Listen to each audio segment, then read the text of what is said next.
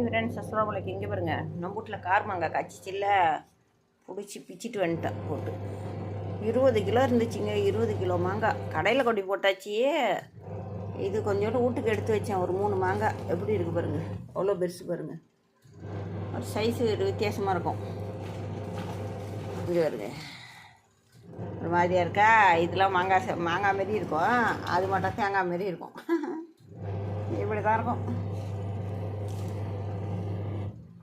எப்படி இருக்குது பாருங்கள். இங்கே வருங்க, அதான் ஒட்டு மாங்காய் இனிப்பு சுவையோட சூப்பராக இருக்கும். அப்புறம் இந்த புளி வாங்கி வச்சேன். 1 கிலோ 150 ரூபாயா. அநியாயம் எவ்வளோ விற்கிறானுவோ. 150 ரூபான்னு 1 கிலோ வாங்கினேன் இந்த புளியை. இங்கே பாருங்கள், என் அம்முக்குட்டி கல்யாணம் ஆகிடுச்சிங்க. அது போட்டால் போட்டு விட்றேன் பாருங்கள் ஃப்ரெண்ட்ஸ். காலையிலேயே பால் காய்ச்சிறேன். அப்புறம் வாஷிங் மிஷினில் துணி ஓடுது.